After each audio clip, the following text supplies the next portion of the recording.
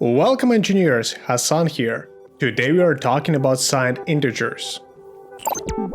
Previously, we have looked at integer binary representation, but we haven't talked about negative numbers.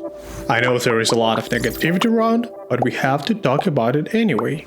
The simplest way of representing a signed number is by separating signed and magnitude representation. We may allocate one left bit for the sign and the rest is left for the magnitude, but we still need to encode plus and minus signs.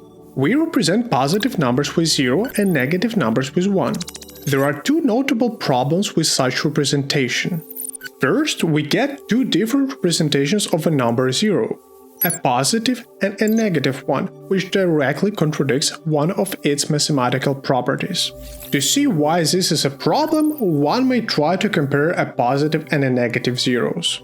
Intuition tells us they should be the same, but remember, bit representation is different, so unless we implement some special logic to handle this comparison, we are going to get false, which is a big surprise moment for any developer.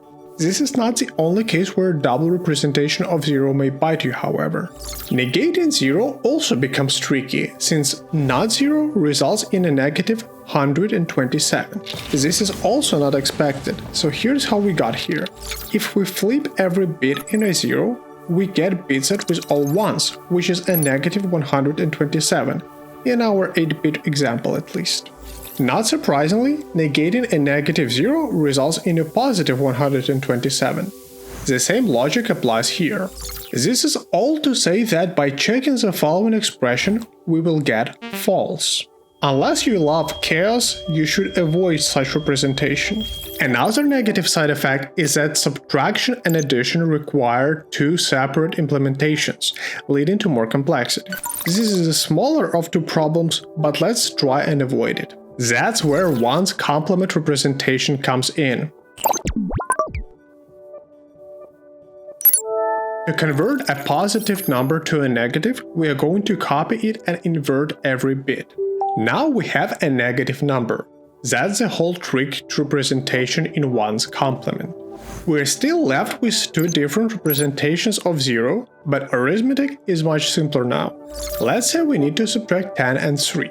Well, it's the same as adding negative 3. So all we need to do is to flip a sign, which we know how to do. We do that by negating every bit, something that is very easy to implement both in software and hardware. We start with these two binary numbers. Once flipped, it will look like this.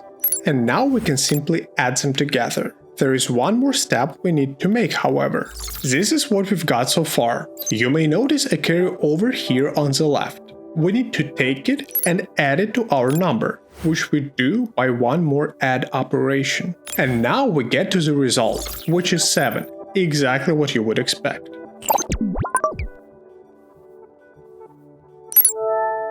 Two's complements is a continuation of the previous idea.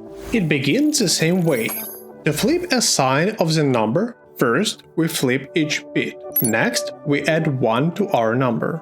Now we have flipped a sign. This solves a problem with 0. Previously, when we flipped every bit, we would end up with a different value. But now, when we add 1 to it, we get the same bits for both values, eliminating the presence of two different zeros. This is not a small achievement. On top of that, arithmetic works just as fine. Previously, we would flip all the bits in 3 to make it negative. Now we also add 1 to it. Although we still have a carryover, we may disregard it now. This approach makes subtracting numbers simpler. Once you have created a negative number, you can perform subtraction with one operation instead of two. Not having a double zero issue and simpler arithmetics is what makes 2's complement the most common way signed integers are represented. This has been a quick overview of signed integers. Leave your questions and comments down below. Thank you for watching.